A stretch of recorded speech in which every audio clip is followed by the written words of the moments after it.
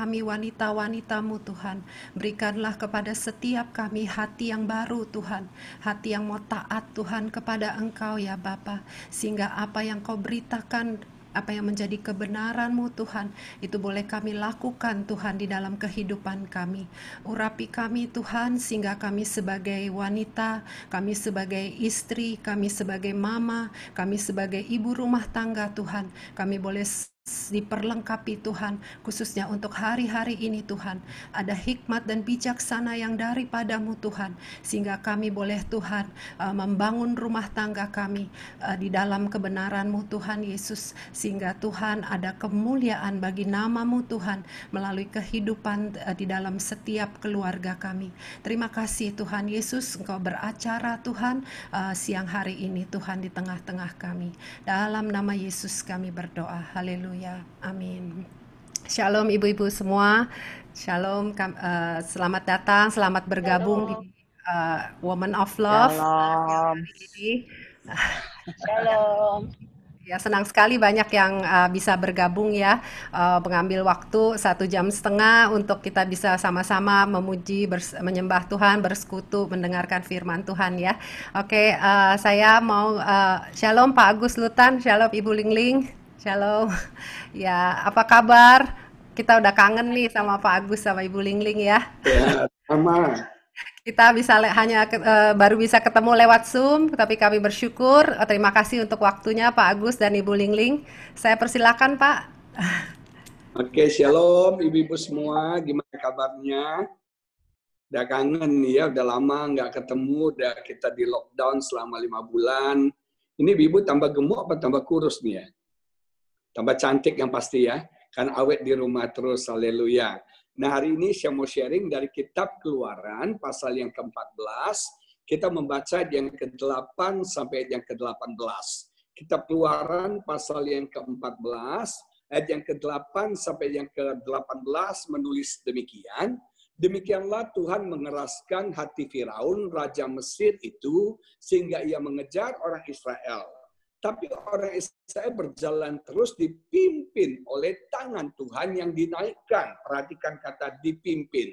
Adapun orang Mesir, segala kuda dan kereta Firaun, orang-orang berkuda dan pasukannya mengejar mereka dan mencapai mereka pada waktu mereka berkemah di tepi laut dekat Pi Hahirot di depan Baal Zephon. Ayat yang ke-10 menulis demikian, ketika Firaun telah dekat, orang Israel menoleh. Maka tampaklah orang Mesir bergerak menyusul mereka. Lalu sangat ketakutanlah orang Israel dan mereka berseru-seru kepada Tuhan. Dan mereka berkata kepada Musa, apakah karena tidak ada kuburan di Mesir, maka engkau membawa kami untuk mati di padang gurun ini? Apakah yang kau perbuat ini terhadap kami dengan membawa kami keluar dari Mesir? Ayat 12, bukankah ini telah kami katakan kepadamu di Mesir, janganlah mengganggu kami, dan biarkanlah kami bekerja pada orang Mesir, sebab lebih baik bagi kami untuk bekerja pada orang Mesir daripada mati di padang gurun ini. Tetapi berkatalah Musa kepada bangsa itu, janganlah takut. Saya mau beritahu kepada ibu-ibu, para wanita sekalian, janganlah takut. Berdirilah tetap dan lihatlah keselamatan dari Tuhan yang akan diberikannya hari ini. Kapan? Hari ini kepadamu. Sebab orang Mesir yang kamu lihat hari ini tidak akan kamu lihat lagi untuk selama-lamanya. 14. Tuhan akan berperang untuk kamu dan kamu akan diam saja. Berfirmanlah Tuhan kepada Musa, mengapakah engkau berseru-seru demikian kepadaku? Katakanlah kepada orang Israel supaya mereka berangkat.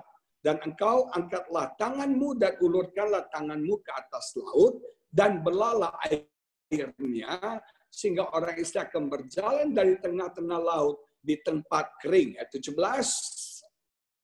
Tetapi sungguh aku akan mengeraskan hati orang Mesir sehingga mereka menyusul orang Israel. Dan terhadap Firaun dan seluruh pasukannya, keretanya, dan orang yang berkuda, aku akan menyatakan kemuliaanku. Maka orang Mesir akan mengetahui bahwa akulah Tuhan apabila aku memperlihatkan kemuliaanku terhadap Firaun, keretanya, dan orangnya yang berkuda. Nah, ibu-ibu sekalian, Mari kita berdoa sebentar. Bapa di surga, kami bersyukur untuk kesempatan kami bisa beribadah pada hari ini. Kami mau berbicara tentang firman-Mu ya Tuhan. Kau urapi hamba-Mu, kau pakai hamba-Mu, berbicara melalui hamba-Mu. Hamba-Mu ini tidak ada apa-apanya. Cuma kekuatan Tuhan, kesanggupan ilahi, kuasa Tuhan, urapan Tuhan yang hamba butuhkan pada saat ini. Berbicara dengan kuat kepada hati dan pikiran kami. Di dalam nama Yesus kami berdoa, haleluya, amin. Nah, ibu-ibu sekalian, satu hal yang menarik adalah, kitab ini adalah kitab Keluaran. 5 kitab pertama dalam Alkitab itu ditulis oleh Musa. Pentatok itu ditulis oleh Musa. 5 kitab pertama ditulis oleh Musa. Dan kita sampai di kitab yang kedua, yaitu kitab Keluaran. Tema dari kitab Keluaran ya sama seperti namanya adalah jalan keluar, exit. Saya belajar satu hal, Tuhan itu selalu menyediakan jalan keluar bagi setiap kita. Apapun masalah kita, apapun pergumulan kita, apapun krisis yang kita alami, kita harus percaya selalu ada exit, selalu ada jalan keluar bagi setiap kita. Nah, ibu-ibu sekalian, kita mempelajari bangsa Israel itu punya beberapa masalah, punya beberapa pergumulan yang mungkin hari-hari ini kita juga sedang alami masalah yang sama. Yang pertama, mereka mengalami masalah perbudakan.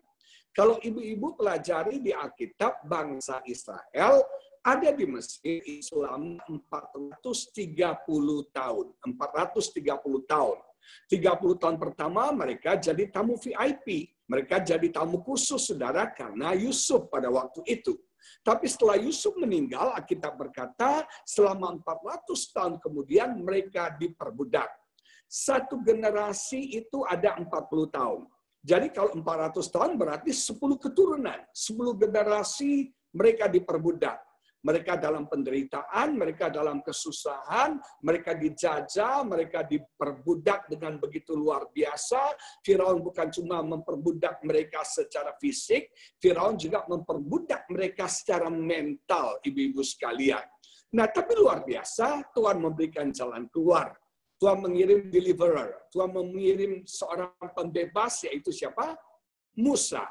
Mungkin hari-hari ini kita punya masalah sama seperti bangsa Israel, ibu-ibu. Kita sedang dalam perbudakan. Kita sedang dalam perbudakan. Kita diperbudak secara fisik, kita diperbudak secara mental.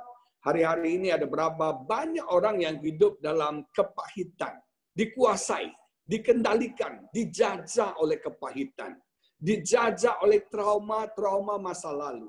Dijajah oleh kekhawatiran, takut sekali, khawatir sekali. Hidup kita dijajah.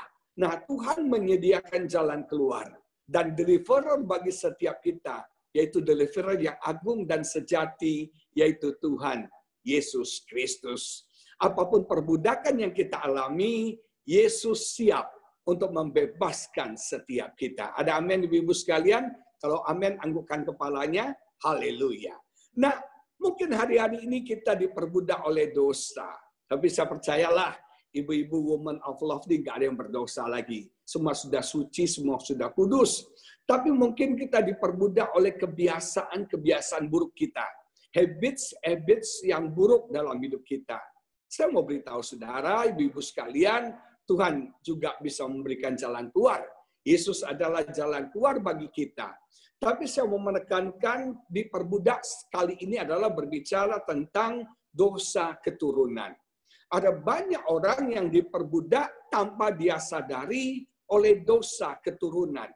Nah, ibu-ibu sekalian, setiap kita tanpa kita sadari mewarisi dosa dari nenek moyang kita, yang mungkin nenek moyang kita bukan orang yang percaya Tuhan. Bukan orang yang beribadah kepada Tuhan. Dalam kitab Keluaran, pasal yang ke-20 dikatakan, orang yang tidak beribadah, yang tidak takut kepada Tuhan, yang tidak taat melakukan perintah Tuhan, maka Tuhan itu cemburu membalaskan kesalahan Bapa kepada anak-anaknya, kepada keturunan ketiga dan keempat. Artinya kita punya yang namanya kutuk keturunan, dosa keturunan. Mungkin hari-hari ini tanpa sadar kita mengalami itu. Ada orang dalam keluarga saya, contohnya, nggak usah orang lain lah, dalam keluarga saya, kita mengalami kutuk keturunan. Saya mau bicara jujur, semua anak perempuan dalam keturunan papa saya tidak ada yang berhasil. Semua anak perempuan dalam keturunan papa saya tidak ada yang berhasil. Tidak ada satupun yang berhasil. Tidak ada satupun yang berpendidikan tinggi. Cici saya pernah kuliah tapi gagal dan akhirnya nggak jadi apa-apa. Jujur, tidak ada satupun anak wanita dalam keluarga papa saya yang berhasil. Ini kutuk keturunan. Satu kayak berhasil, satu kayak seperti jadi istri konglomerat kayak atau apalah, istri pengusaha kayak nggak ada. Semuanya satu pun nggak ada yang berhasil. Ini kutuk keturunan. Dan ada dalam garis keturunan papa saya, yaitu ada beberapa kejadian anak umur 12 tahun meninggal. Ada bayi-bayi, bukan bayi-bayi ya, anak-anak umur 12 tahun meninggal, ibu-ibu sekalian. Nah ini kutuk keturunan.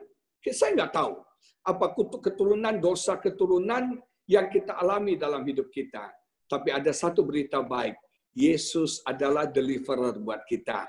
Yesus sanggup membebaskan hidup kita.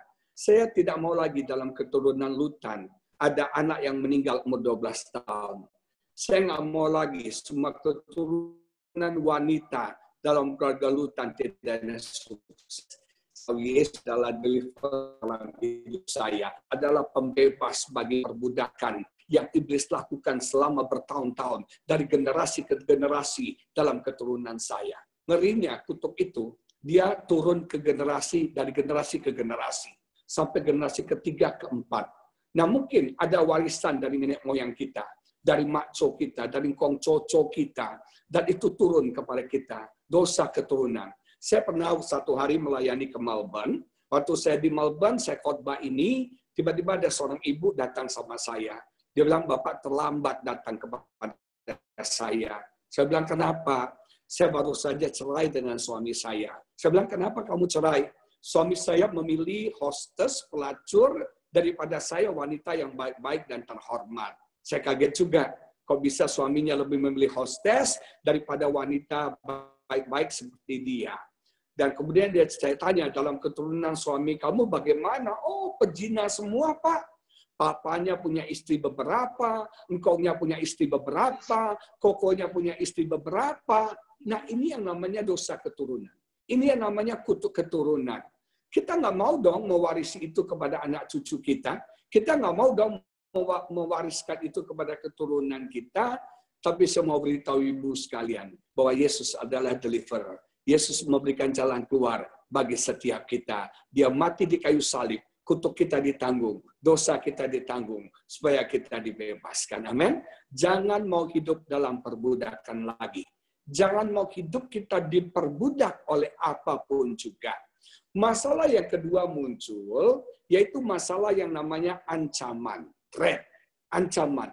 Alkitab berkata, Firaun mengizinkan mereka keluar dari Mesir, mereka bebas dari Mesir, tapi kemudian Firaun berubah pikiran. Dia berubah pikiran, dia pikir sayang juga budak ini dibebaskan.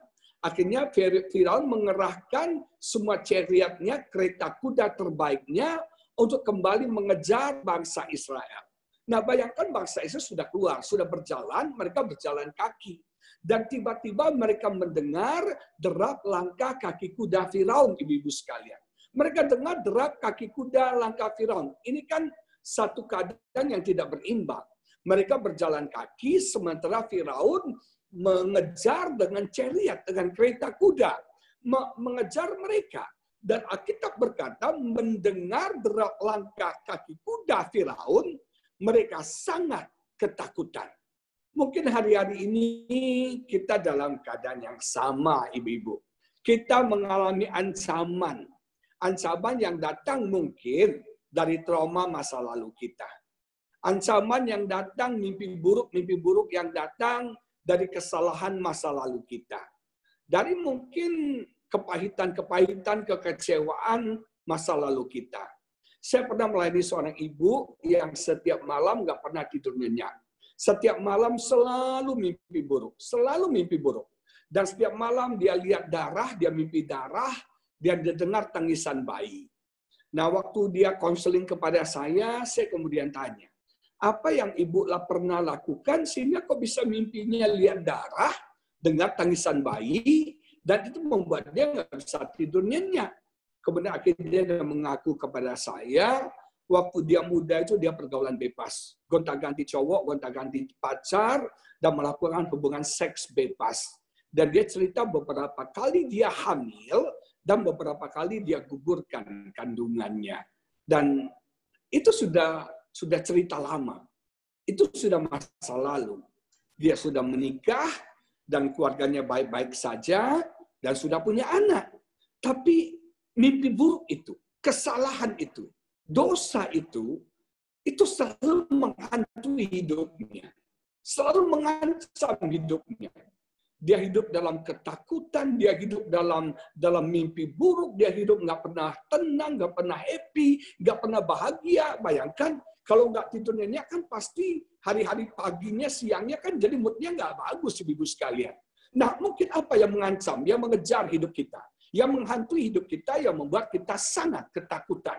Lalu sangat ketakutanlah mereka. Mungkin ancaman yang kita sedang hadapi ini, ya ini, si biang kerok corona ini, ibu sekalian ya, yang sudah memporak-porandakan seluruh hidup kita. Istri saya sudah 5 bulan nggak ke salon, tuh bayangin udah kucel kayak gitu di belakang tuh. Udah 5 bulan nggak ke salon, tapi kemarin 2 minggu lalu dia memberanikan gunting rambut karena rambutnya udah panjang banget. Itu skincare nggak pernah dipakai lagi, ibu udah expire semua, udah nggak pernah dandan lagi. Makanya kok istri saya dandan, saya kaget ternyata dia cantik loh. Ternyata dia cantik. Karena di rumah setiap hari nggak pernah dandan. Pakai daster, pakai baju biasa, nggak ada pakai lipstick. Mau pakai lipstick mau kemana? Mau ngapain? Mau dandan. Sampai ada ibu-ibu, dia stres di rumah, punya tas mahal-mahal, bagus-bagus, punya skincare merek terkenal, nggak dipakai. Akhirnya dia dandan, dia pakai tas Hermes-nya, tapi dia ngepel, ibu-ibu sekalian. Kasihan banget ya. Nah, ibu-ibu sekalian, saya mau beritahu. Mungkin kita ancamannya COVID nih. COVID ini membuat kita sangat ketakutan. Jujur, di awal bulan Maret ya, kita ibadah terakhir itu kan Maret ya. Maret, April, Mei itu saya tuh ketakutan sekali. Ini COVID ini menjadi ancaman buat kita semua. Kita nggak tahu nih yang mana lawan, yang mana kawan. Yang mana carrier, yang mana yang enggak. Yang bahaya itu kan yang OTG itu ya.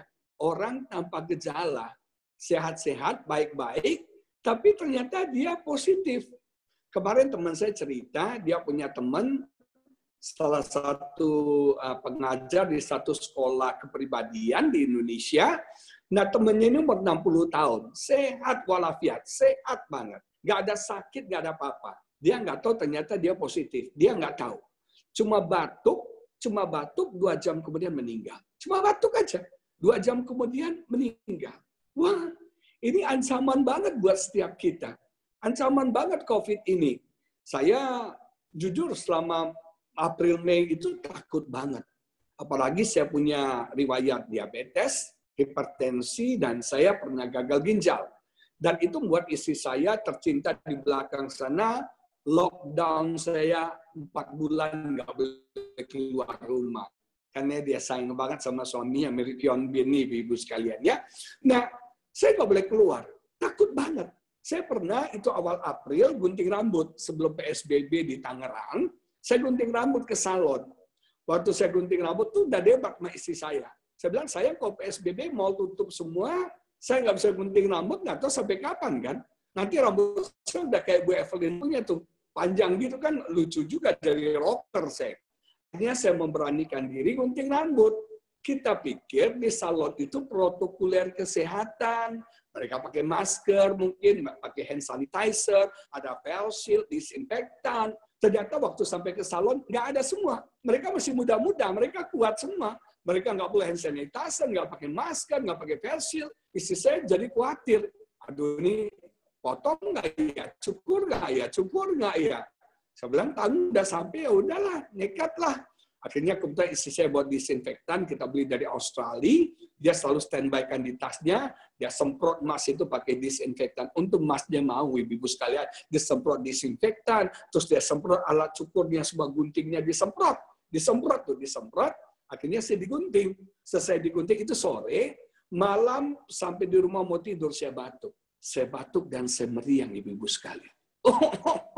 Dan meriang, badan nggak enak. Coba kalau ibu-ibu jadi saya, pikirannya apa? COVID kan? Ada gua kena COVID nih.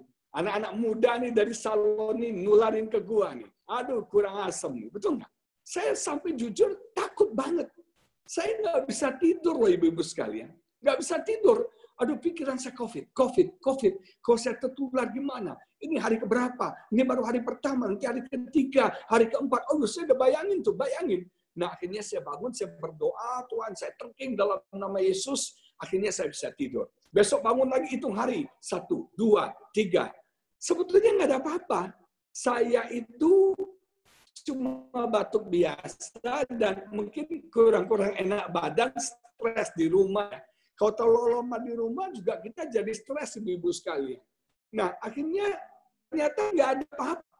Cuma saya sudah sangat ketakutan. Memang COVID ini mengancam banget. Mengancam bisnis kita, mengancam kesehatan kita, mengancam keluarga kita. Saya tanya nih teman-teman saya. Kalau seandainya gereja dimulai sekarang, memang ada gereja-gereja kecil, sebagian udah mulai. Nah, kalau saya mau tanya ibu ya, kalau GBI City of Love dimulai minggu depan, ibu-ibu berani datang nggak? Tolong dong jawaban, kalau ya angguk, kalau enggak geleng. Berani nggak ibu? Ya, Bu Maya langsung begini. Nggak berani. Saya juga takut, jujur. Bahkan sekarang ini katanya angkanya tinggi lagi. Saya kemarin terima peta COVID di Jakarta, itu hitam, seluruh Jakarta itu hitam. Nah, ibu-ibu sekalian, luar biasa. Kita takut loh, takut banget. Jujur saya ada beberapa pelayanan ke depan, istri bilang, udahlah, jangan dulu deh. Kita ketakutan, kita diancam. Dan ancaman itu membuat sangat takut. Ini seperti menteror hidup kita. Makanya kata dibilang dihantui oleh ketakutan. Hantu loh. Ketakutan tuh hantu. Dia nggak real, dia nggak nyata, tapi kita rasakan akibatnya. Kita rasakan dampaknya. Betul nggak ibu-ibu sekalian? Kita sangat ketakutan hari-hari ini. Tapi Tuhan kasih jawaban buat kita. Ibu-ibu jangan takut. Kenapa Tuhan kasih jangan takut? Yang pertama, ketakutan itu mengganggu kesehatan kita. Ketakutan itu mengganggu fisik kita.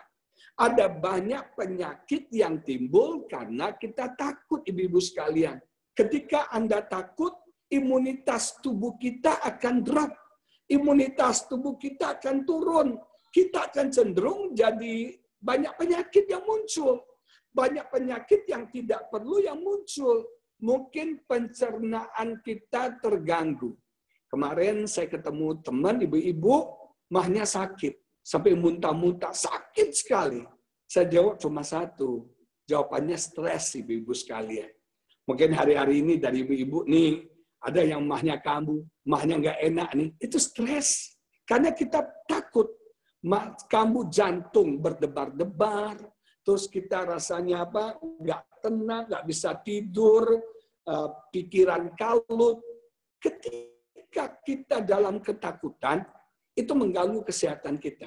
Tubuh kita jadi nggak sehat. Hati-hati loh ibu. Jangan-jangan kita mati bukan karena COVID. Tapi kita mati karena terlalu takut sama COVID ini. Nah, belajar nih. Tuhan katakan jangan takut. Jangan takut, kata Tuhan. Yang kedua, ketakutan itu mengganggu pikiran kita. Berapa banyak kita nggak bisa tidur. Tidur nyenyak. Kita nggak bisa tenang hidup kita. Pikiran kita jadi negatif. Sekarang saya nggak berani terima tamu masuk ke rumah. Bahkan ada teman saya lebih ngeri lagi, di rumahnya dipasang borderline, police line, nggak boleh masuk, no entrance, nggak boleh masuk. Orang paranoid sekarang. Setiap kali pembantu datang ke rumah, disemprot disinfektan. Supir mau masuk ke rumah, semprot disinfektan. Untung aja nggak rapid test gitu loh Ibu sekalian. Ada teman saya, kalau ada tamu mau masuk rumahnya rapid test dulu. Kemarin teman-teman saya kumpul di satu rumah di Pantai Mutiara, semua yang hadir di swab test Ibu sekalian. Di swab dulu, dia mau aman juga, nggak berani dia. Bayangkan kita jadi parno kayak gitu. Saya punya cerita satu hari, ada satu mas-mas yang antar galon itu, yang galon air. Dia bilang sama bosnya, bos, saya berhenti aja deh. Saya mau kerja ini lagi. Bosnya bilang, kenapa lu berhenti? Lu capek ya? Dia bilang, enggak bos, nanti saya sudah antar galon ini ke 25 rumah bos. Dan setiap kali saya antar ke rumah orang, saya disemprot disinfektan bos. Jangan-jangan saya ini mati bukan karena COVID, tapi karena semprotan disinfektan yang terlalu banyak. Keracunan Ibu sekalian. Nah, orang jadi negatif. Kita jadi negatif, pikiran kita jadi terganggu, kita jadi stres, kita jadi terintimidasi dengan ketakutan kita. Dengan ketakutan kita. Saya kemarin ini istri saya tiba-tiba gatel, badannya gatel. Awal-awal kami COVID ini kami nggak bisa tidur nyenyak loh, nggak bisa tidur tenang. Kayaknya ada sesuatu yang menghantui, yang mengancam. Ada sesuatu yang sebenarnya datang mengejar, seperti Firaun datang mengejar bangsa Israel. Nah, ketakutan itu menghalangi kita untuk maju dan bertumbuh, Ibu sekalian.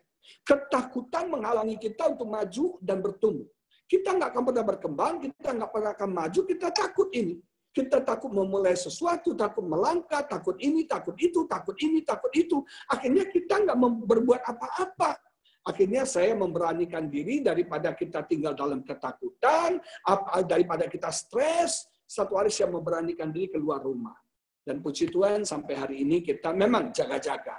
Kita hati-hati juga. Kita nggak ketemu dengan orang yang kita nggak kenal. Kita hanya ketemu dengan orang yang kita kenal, dan kita pilih tempatnya. Tempat yang higienis, yang aman, yang bagus, yang ada protokol kesehatan. Untuk ke mall, jujur saya belum berani saat ini. Teman-teman banyak ngajak ke mall, saya belum berani. Nah, tapi saya mulai memberanikan diri saya untuk keluar. Karena kita tidak akan pernah bisa melakukan apa-apa, tidak pernah bisa berbuat apa-apa, kita tidak akan pernah maju dan bisa bertumbuh, berkembang, kalau kita hidup dalam ketakutan terus, Ibu sekalian. Ketakutan mengganggu kesehatan kita. Ketakutan mengganggu mental kita, mengganggu pikiran kita. Dan ketakutan juga merusak rohani kita. Ketakutan buat kita ngomel, kita menggerutu, kita komplain. Ketakutan buat kita kehilangan sukacita kita kehilangan kebahagiaan kita. Bahkan ketakutan itu melumpuhkan roh kita. Catat Ibu sekalian. Ketakutan itu melumpuhkan roh kita. Melumpuhkan keyakinan, confident kita kepada Tuhan. Kita udah nggak terlalu percaya lagi sama Tuhan. Bayangkan bangsa Israel, Alkitab berkata mereka ngomel. Mereka komplain. Mereka ngomel komplain kepada Musa. Mereka bilang, kenapa kamu bawa kami ke sini mati? Untuk mati di sini mereka mengeluh, mereka komplain, Ibu sekalian. Nah, selalu perhatikan begini. Ketika kita dalam masalah, ketika kita dalam ancaman, kita mengeluh, kita komplain, dan biasanya kita cenderung kembali kepada masa lalu kita. Kita kembali kepada masa lalu kita. Ingat komplain mereka, perhatikan. Mereka bilang, bukankah lebih baik kita di Mesir? Walaupun kami diperbudak, tapi lebih baik kami di Mesir daripada kami mati di padang gurun ini. Orang ketika dalam ketakutan, dalam ancaman, dia akan cenderung kembali kepada masa lalunya. Nah, ini yang bahaya nih. Maka dari itu kita harus move on. Move on itu artinya move on itu harus keluar dari masa lalu kita. Kita harus putuskan, tinggalkan masa lalu kita. Setiap orang punya masa lalu. Apakah itu menyenangkan? Apakah itu tidak menyenangkan? Nah, kita harus move on, Ibu sekalian. Kita harus keluar dari masa lalu kita. Kita tidak akan bisa moving forward. Kita nggak akan bisa maju ke depan kalau kita nggak move on. Kita harus move on itu keluar dari masa lalu kita, keluar dari trauma masa lalu kita, itu move on. Nah, setelah kita move on, kita akan bisa moving forward. Kita nggak bisa melangkah maju ke depan. Kita harus tinggalkan masa lalu kita. Mereka selalu mengeluh untuk kembali kepada masa lalu kita, kembali kepada budaya kita. Hati-hati loh, jangan izinkan kita kembali kepada masa lalu kita. Saya punya teman, itu masa lalunya judi bakap, judi besar. Dia bertobat luar biasa, hidupnya diubahkan Tuhan, melayani Tuhan. Makanya saya sering katakan, jangan dekat-dekat dengan cobaan. Jangan main-main dengan godaan. Sudah lama dia nggak judi. Sudah lepas dari judi. Setia sama Tuhan, cinta Tuhan, mengasihi Tuhan, melayani Tuhan. Satu hari dia bersama dengan teman-temannya ke Singapura. Teman-temannya ke Singapura, teman-temannya dia pikir gini. Satu hari temannya lagi main-main, lagi happy-happy, dia pikir gini, kasihan ya. Teman-teman saya ini, gimana caranya supaya teman-teman saya ini bisa bawa pulang oleh-oleh ke Indonesia. Nah, waktu itu mereka main di satu kasino. Lagi main-main di satu kasino. Iseng-iseng, dia ambil koinnya, dia beli koinnya. Dia main dengan tujuannya gini. Tujuannya, kalau dia menang, maka uang kemenangan itu dia berkati teman-temannya untuk beli oleh-oleh. Maksudnya baik ya. Tapi caranya kan salah. Betul nggak ibu-ibu sekalian? Akhirnya dia main jackpot, menang. Main lagi, menang lagi. Main lagi, menang lagi. Dan akhirnya dia menang, dia dapat uang, dan dia kemudian belikan oleh-oleh. Betul, dia lakukan itu. Dia kasih ke teman-temannya uang itu, dia berkati mereka. Tapi apa yang terjadi sejak hari itu? Dia kembali kepada judi lagi. Dia kembali terikat dengan judi lagi. Hati-hati. Makanya kalau kita punya satu kelemahan, jangan main-main dengan kelemahan itu di masa yang sekarang ini, jangan. Jangan colek-colek godaan, pencobaan itu jangan. Kita tahu nih kelemahan kita apa. Kalau kelemahan kita uang, jangan sering-sering lihat uang dalam jumlah yang besar. Bisa khilaf ibu-ibu sekalian. Saya ini laki-laki. Saya tahu kelemahan saya. Makanya saya nggak pernah mau konseling wanita berdua. Oh sorry, ada orang datang sama saya, Pak, kita mau berdua konseling private sama Bapak. Saya merasakan urapan Allah ada sama Bapak, hikmat ada sama Bapak. Saya mau didoakan pribadi sama Bapak, private. No way. Saya nggak mau. Nenek bilang itu berbahaya, ibu-ibu sekalian. Nggak mau saya. Saya nggak mau. Kalau mau didoakan, harus ada istri saya. Harus ada orang ketiga. Tapi kalau lebih baik lagi, istri saya mendoakan dia, ibu ini. Saya nggak mau berdua. Ada kejadian, pendeta doakan satu cewek konseling di kamar hotel. Akhirnya cewek itu meninggal, pendetanya masuk penjara, ibu-ibu sekalian. Saya nggak mau hal itu terjadi dalam hidup saya. Kita ini makhluk manusia lemah. Kita ini tidak tahan godaan. Makanya kalau ada godaan, cepat-cepat lari. Apapun masa lalu yang coba nyolek-nyolek lagi nih, Ibu. Yang coba datang lagi. Jangan. Move on dari masa lalu kita. Jangan selalu mengingat, aduh lu tahu nggak ya? Dulu tuh gue harusnya menikah dengan si ini, artis ini, orang ini, terkenal ini. Udah forget it. Apa yang sudah ada sekarang kita bersyukur. Jangan kita kembali kepada masa lalu kita. Jangan ingat-ingat masa lalu kita. Buang masa lalu kita. Lupakan masa lalu kita. Bakar masa lalu kita. Karena kita punya hidup yang baru di dalam Tuhan. Ada amin ibu-ibu sekalian? Masalah yang pertama perbudakan. Masalah yang kedua adalah ancaman bagi mereka. Tapi Tuhan berfirman kepada Musa, move on. Moving forward. Tetap berjalan maju. Dan Tuhan katakan, aku akan menyatakan kemuliaanku. Masalah yang ketiga muncul adalah ketika Alkitab berkata, dari belakang Firaun datang mengejar. Sementara mereka sedang terpojok, terjepit. Di depan mereka ada laut Teberau, laut merah. Dan mereka terjepit. Ini bayangkan, di belakang Firaun mengejar, dan di depan mereka ada laut. Ini gimana? Wah, mereka tambah panik, mereka tambah takut, mereka jadi sangat paranoid banget. Dan mungkin kita sama-sama hari ini, kita terjepit di sana, terjepit di sini, kita ditekan di sana, ditekan di sini. Nah, apa yang Musa lakukan? Dia berseru kepada Tuhan. Dia berseru kepada Tuhan. Makanya ibu-ibu sekalian, hal terbaik yang kita bisa lakukan dalam krisis adalah berdoa. Apa Ibu-ibu sekalian? Hal yang terbaik yang bisa kita lakukan adalah berdoa. Kita punya 911 dan 911 kita adalah DOA.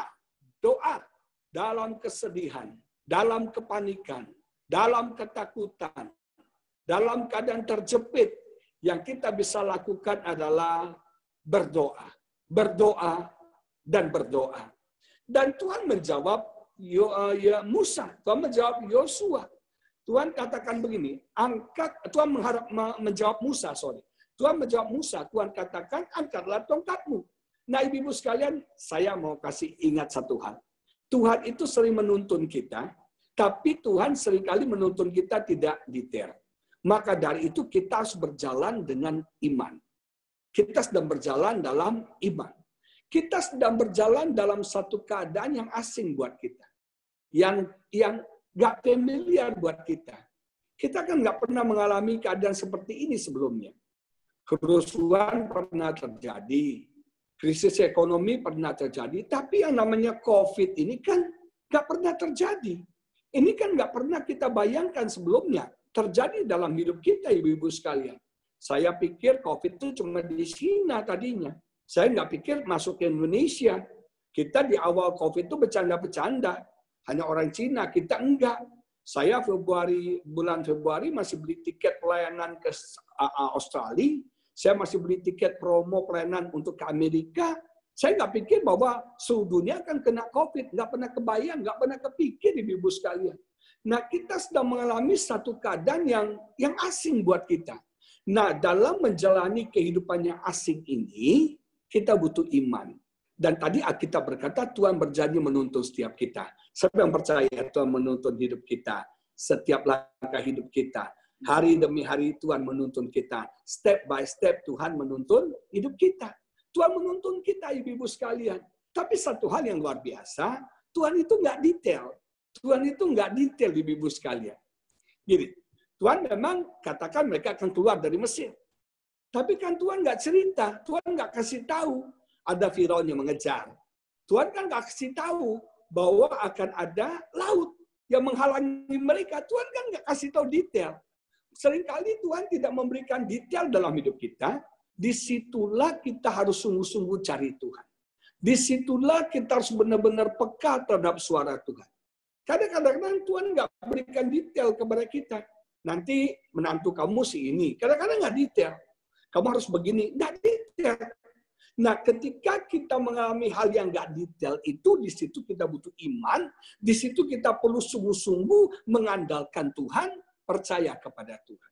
Bayangkan betapa syoknya mereka. Di belakang Firaun mengejar, di depan Lot menanti mereka.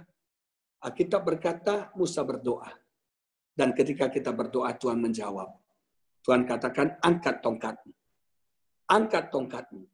Dan Alkitab berkata, ketika Musa mengangkat tongkatnya, maka laut itu terbelah, ibu-ibu sekalian. Nah, saya belajar satu hal. Tuhan memakai apa yang ada pada kita. Kita akan melihat jalan keluar, kita akan melihat pintu terbuka dengan apa yang ada pada kita. Ibu-ibu, setiap kita dikasih karunia. Setiap kita dikasih gift. Setiap kita dikasih skill. Setiap kita dikasih talenta. Dan tanpa kau sadar, potensi talenta yang ada dalam kita, itu ternyata akan membelah laut. Ternyata akan membuka pintu bagi kita. Maka dari itu, ibu-ibu sekalian, aktifkan semua karunia Tuhan dalam hidup kita. Stretching karunia Tuhan dalam hidup kita. Stretching. Kemarin di coffee-nya Bu Maya, Stand City, ya, Permata Hijau, saya ngomong gini, bahwa seringkali potensi itu ada dalam kita. Dan orang itu kreatif. Orang kreatif bukan karena pinter. Orang itu kreatif bukan karena pinter. Tapi orang kreatif kenapa, ibu-ibu? Karena kepepet. Karena terjepit orang kreatif. Potensinya keluar. Talentanya keluar. Skillnya keluar. Kemampuannya yang tersembunyi selama ini keluar. Makanya kenyamanan itu membunuh, mengubur talenta potensi karunia kita. Tapi krisis, keadaan terjepit, membuat talenta, karunia, skill kita tuh keluar. Musa cuma pakai tongkat. Dan yang dia punya cuma tongkat. Ingat pada waktu Daud melawan Goliat, ibu-ibu sekalian, waktu Daud melawan Goliat, dia pakai apa? Kita bilang Saul kasih perlengkapan senjatanya, semua dikasih baju perangnya. Tapi Daud nggak bisa nyaman, dia nggak bisa gerak kalau berat. Akhirnya Daud lepaskan, dia bilang aku pakai sling aja, pakai ketapel aja. Dan pakai ketapel Goliat kalah. Ibu-ibu sekalian, apa ketapel yang Anda punya? Apa tongkat yang Anda punya? Nah, setiap kita itu punya karunia masing-masing. Setiap kita punya gift masing-masing. Setiap kita punya talenta masing-masing. Dan kita harus pakai talenta kita untuk membuka pintu bagi kita. Saya punya, dari tadi ini teman saya punya teman lagi, ibu-ibu nih. Dia desainer baju pesta. Dia cerita sama saya nih Pak, baru desain baju aja itu dibayar sekian juta. Desain baju aja belum jahitnya ya. Desainnya aja sekian juta dibayar. Tapi karena COVID ini dia juga hamba Tuhan. COVID ini kan membuat dia nggak tahu ngapain. Nggak ada orang pesta, nggak ada yang jahit baju. Nah, tiba-tiba dia ingat, dia tuh pintar masak. Dia jadi pintar masak, dia coba masak mie kangkung, laksa, kimchi, dan teman-temannya. Dan dia jual loh ibu-ibu sekalian. Dan luar biasa, dari itu dia bisa hidup sekarang. Dan dia cerita kepada saya yang hebatnya, ada orang beli mie kangkung. Mie kangkungnya kalau nggak salah dia jual 35.000. 35.000 satu porsi. Bu Evelyn udah pernah coba mie kangkungnya ya Bu ya? Enak nggak Bu ya? Hauser kan? Nah, mie kangkungnya itu dia jual 35.000. Nah, dia bilang gini, orang beli 10 pack, 10 bungkus. Kan cuma 350.000. Tapi orang bisa transfer 1 juta, ibu-ibu sekalian. Dia bilang, aduh Tuhan tuh baik. Dengan saya menggunakan talenta saya nggak diam aja, dengan gift yang saya punya, dan Tuhan buka jalan buat saya. Tuhan buka berkat buat saya. Dan sampai hari ini, dia terpelihara sempurna. Saya mau saksi dari saya. 2 bulan pertama, Corona itu kan bingung. Kami kan cuma berdua aja di rumah. Nggak punya anak, nggak punya teman, cuma berdua aja. Jadi 2 bulan tuh bete banget. Mau nonton TV, bosen. Kenapa? Ceritanya Corona terus. Aduh capek deh. Sampai kita nggak nonton TV lagi. Mau baca WA, pusing. Banyak berita-berita hoax, ibu-ibu sekalian. Yang bikin kita yang satu bilang begini, yang satu bilang droplet, yang satu bilang begini. Waduh, airborne. Wah, pusing deh. Sampai kita stres berat. Ini gimana? Mau nonton drama Korea, nggak suka. Karena saya udah kayak pemain drama Korea kan. Jadi kita nggak ngapa-ngapain, bingung, stres. Nah, akhirnya saya doa sama Tuhan. Saya bilang, Tuhan ini mesti gimana Tuhan? Apa yang harus saya lakukan? Tuhan, tolong saya. Tapi saya mau saksi sama ibu-ibu ya. Sebetulnya COVID ini cara Tuhan menjawab doa kita loh. Ibu-ibu di awal tahun, di akhir tahun atau di awal tahun kemarin doakan, minta Tuhan biar aku dekat denganmu. Betul nggak? Siapa yang doa gitu? Doa kita, Tuhan biar aku mengenal Engkau lebih dalam lagi. Doakan, Tuhan biar aku punya waktu banyak untuk menyembah-Mu Tuhan. Ibu-ibu doa gitu kan? Tuhan biar aku boleh mengenal Engkau lebih dalam lagi Tuhan. Dan sekarang Tuhan jawab ya. Tapi caranya dengan mengirimkan COVID ini. Kita jadi mengenal Tuhan lebih dalam. Kita jadi punya waktu banyak untuk menyembah Tuhan. Makanya ibu-ibu sekalian, siap ketika Tuhan menjawab doa kita. Amin. Siap ketika Tuhan menjawab doa kita. Kadang-kadang kita berdoa minta berkat, tapi Tuhan nggak kirim berkat. Tuhan kirim masalah. Tapi di balik masalah itu ada berkat. Amin, ibu-ibu sekalian. Kita berdoa minta dekat sama Tuhan, intim sama Tuhan, mengenal Tuhan lebih dalam, Tuhan kirim COVID.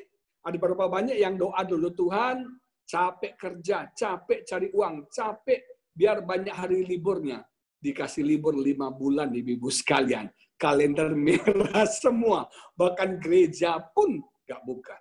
Waktu COVID pertama kali ada teman tanya, Pak, ini COVID ini serius? Ya iyalah. Kalau yang jahat sampai tutup dan yang baik, yang rohani juga tutup, itu kan sepakat tuh. Itu kan berarti ini serius banget. Bar tutup, karaoke tutup, panti pijat tutup, gereja pun ikut tutup. This is serius. Tapi saya belajar satu hal. COVID ini tujuan Tuhan. Apa tujuan Tuhan? Cara Tuhan, sorry. COVID ini cara Tuhan menarik perhatian kita. Untuk kita mencari Tuhan. Untuk kita menyembah Tuhan. Untuk kita datang lebih dekat lagi sama Tuhan. Sekarang kalau teman-teman WA saya semua bilang gini, doa aja Pak, doa aja Pak, doa aja Pak. Ibu kan jadi rohani kan? Saya percaya nih, woman of love, city of love, semakin rohaninya semakin kuat. Semakin banyak doa, amin. Semakin banyak doa, betul nggak Ibu sekalian? Nah, pakai gift kita, pakai karunia kita. Tuhan bilang sama saya gini, apa yang kamu? Saya bilang, saya jualan. Saya nggak bisa masak, istri saya nggak bisa masak.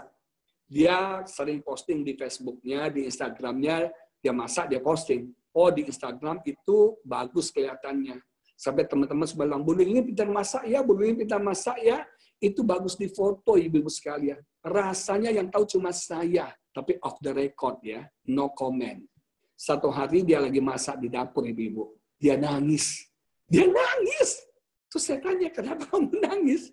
Capek ya? Enggak capek. Cuma nggak tahu mau masak apa lagi katanya. Ilmunya nggak kayak Bu Maya. Ilmunya ginkang masaknya nggak tinggi. Dulu kan kalau perlu apa-apa mau belajar masak telepon mama. Mamanya udah meninggal. Aduh dia nangis. Gua nggak tahu masak apa lagi katanya. Akhirnya buka YouTube. Dia buat bakso ayam. Tahu ibu-ibu sekarang, kerasnya minta ampun. Itu tepung semua. Keras, nggak bisa dimakan. Gagal total, gatot. Nah, mau jualan buat makanan kita nggak bisa. Ada teman saya di Permata Hijau, orang kaya nih. Dia masak tuh, dia jualan. Jual haisom, jual tiramisu, jual juga mahal-mahal. Tapi dia kirim buat saya. Nah, ibu-ibu sekalian, luar biasa. Kita nggak tahu mau ngapain. Tuhan bilang sama saya, apa yang kamu bisa?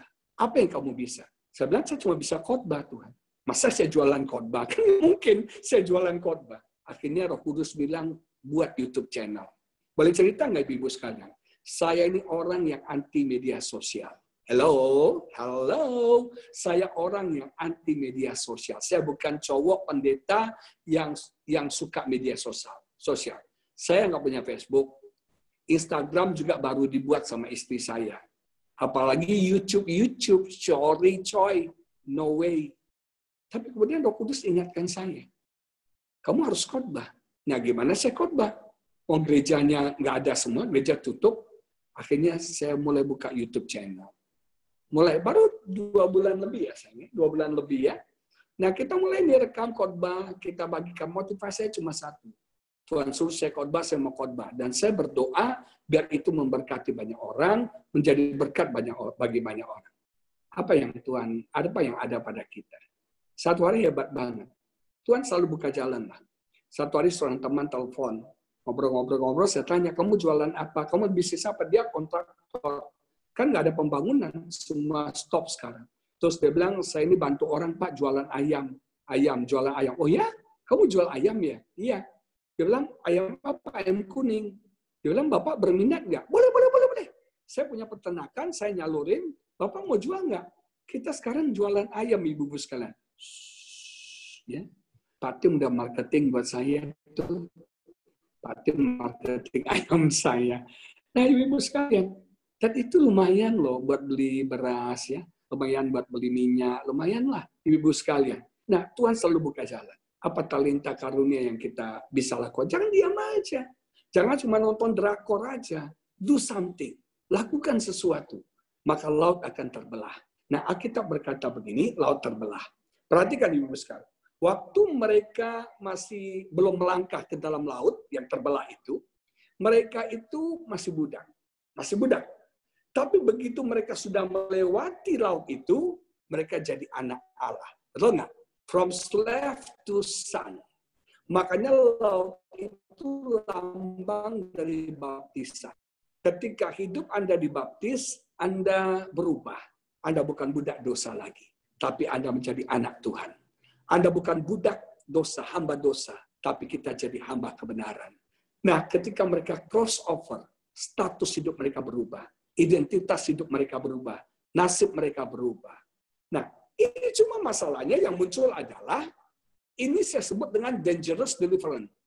Memang ada jalan keluar, tapi jalan keluarnya dangerous, mengerikan.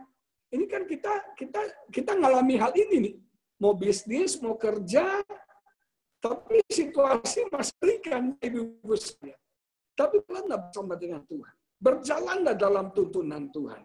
Walaupun situasi mengerikan, bayangkan di sebelah kiri kanan mereka ada tembok, dan tembok itu air. Air, gimana kalau air ini menyatu?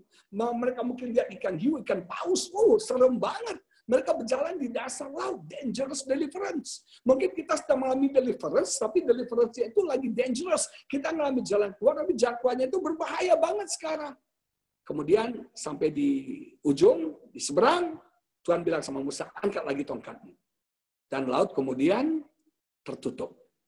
Matilah Firaun dengan semua tentaranya.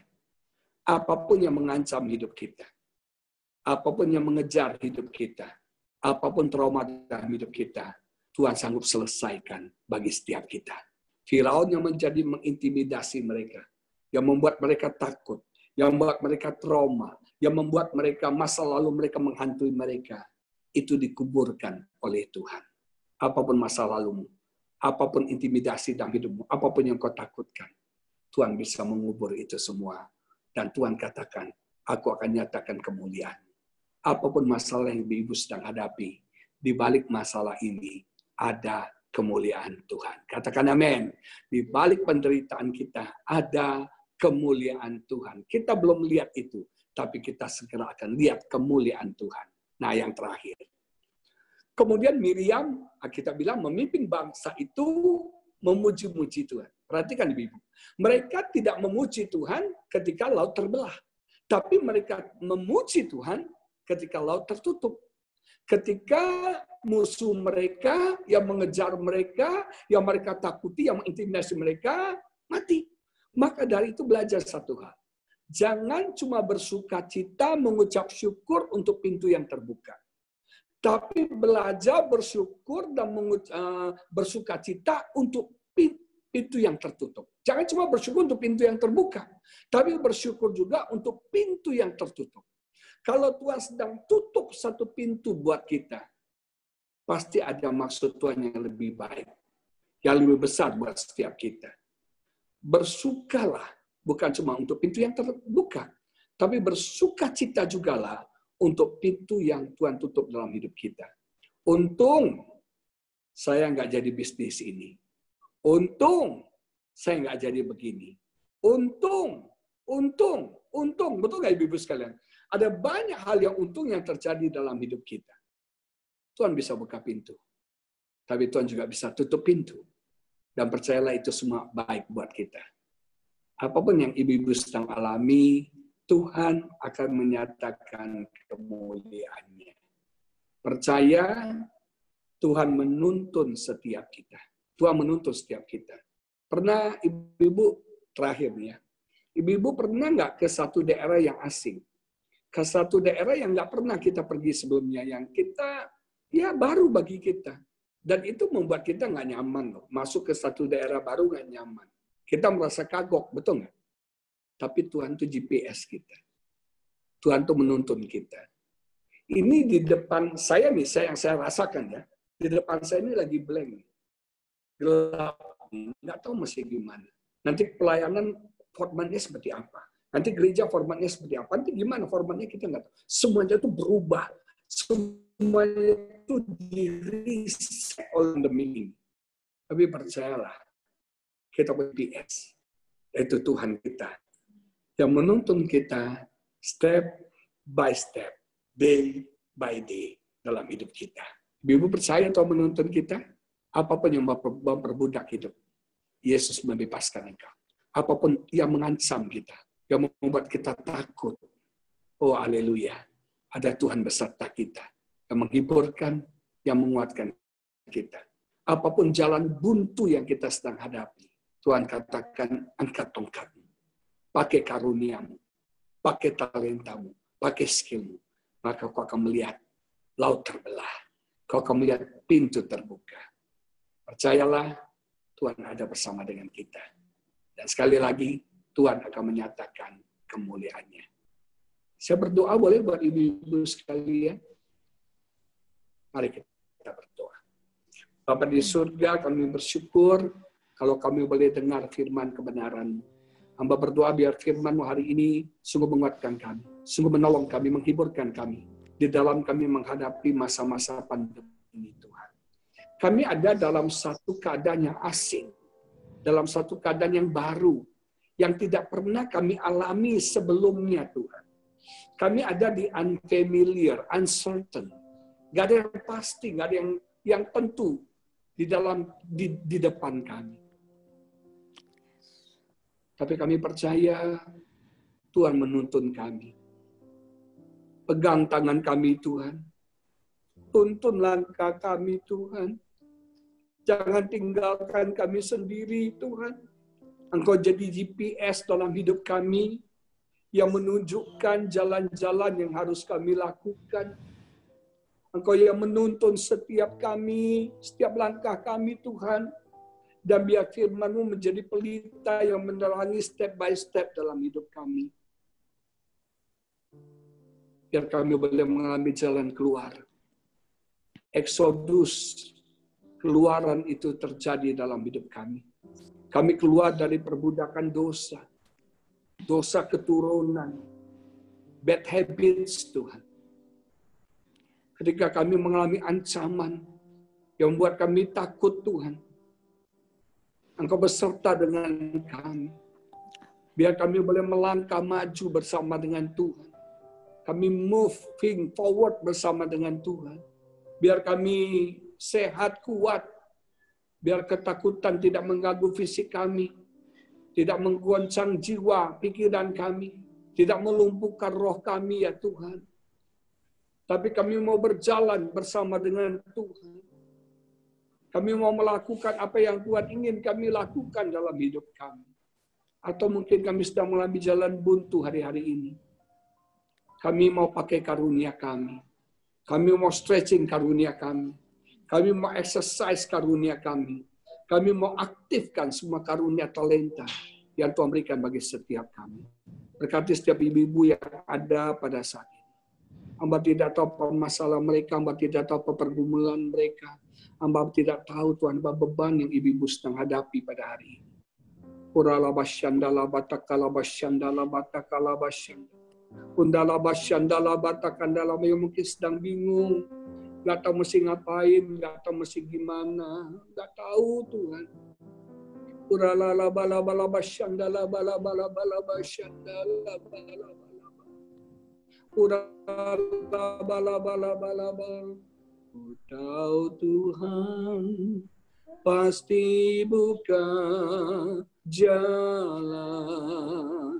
Ku tahu Tuhan pasti buka jalan.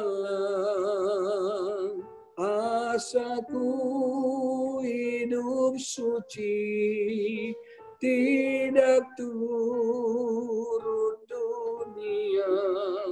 Ku tahu Tuhan pasti buka jalan.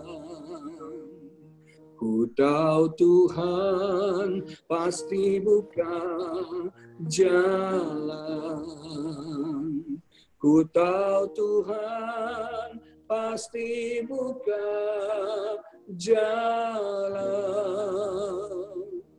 Asalku hidup suci, tidak turut dunia.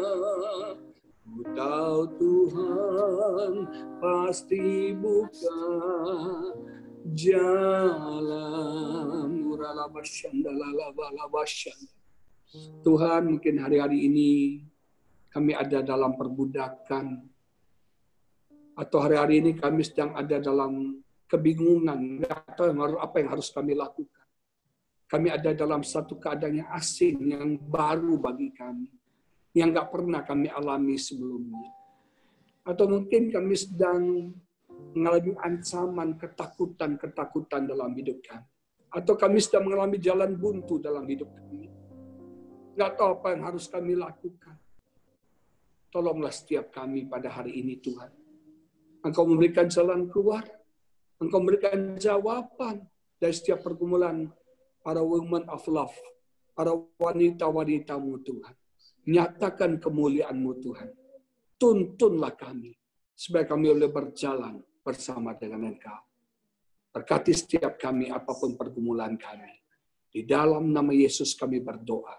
Semua yang percaya bersama-sama kita katakan amin. Amin. Amin. Puji Tuhan, terima kasih Pak Agus untuk kebenaran firman-Nya. Siang hari ini sebentar kita akan mengakhiri ibadah kita. Hari sebelumnya kita sama-sama berdoa. Kami bersyukur untuk kebenaran firman Tuhan yang boleh kami dengar pagi siang hari ini. Biar firman kebenaran ini jadi kehidupan bagi setiap kami wanita-wanita Tuhan. Di mana Engkau tempatkan setiap kami Tuhan. Mungkin dalam bisnis kami, mungkin dalam keluarga kami, dalam pelayanan kami, mungkin dalam studi kami, dalam setiap aspek kehidupan kami. Dan biar firman-Mu yang adalah pelita bagi kaki kami dan terang bagi jalan kami terus menuntun setiap langkah kami. Pada siang hari ini juga Tuhan kami berdoa untuk Pak Agus Tutan beserta Ibu Lingling. Tuhan terus memberkati kehidupannya Tuhan. Dalam musim ini Tuhan perbesar kapasitas hamba-Mu ini. Tuhan perbesar potensi hamba-Mu ini Tuhan. Supaya apa yang Tuhan sudah berikan atas kehidupannya boleh hamba-Mu pakai untuk kemuliaan nama-Mu. Terus memberkati Pak Agus dengan kesehatan sempurna, Ibu Lingling dengan kesehatan sempurna. Memberkati seluruh keluarga besarnya. Biar penyertaan Tuhan terus sempurna atas kehidupan hamba-Mu ini Tuhan. Terima kasih Yesus, terima kasih. Kami bersyukur. Sebentar kami akan mengakhiri Tuhan ibadah kami siang hari ini. Terus memberkati setiap ibu-ibu, wanita-wanita Tuhan, memberkati setiap keluarga, setiap suami-suami Tuhan Yesus, anak-anak orang tua. Kehidupan kami sepanjang minggu ini sampai kami bertemu minggu depan. Terus dalam penyertaan Tuhan. Kami tahu bahwa Allah turut bekerja dalam segala sesuatu, dalam keluarga kami, dalam kehidupan kami, dalam pekerjaan kami, dalam hikmat yang Tuhan berikan buat kami. Segala sesuatu untuk mendatangkan kebaikan bagi setiap kami yang mengasihi Tuhan, bagi setiap kami yang tergil Tuhan Yesus. Terima kasih Tuhan, kami bersyukur. Dalam nama Yesus sebentar kita akan menerima berkat dari Pak Agus. Saya persilakan Pak untuk doa berkat.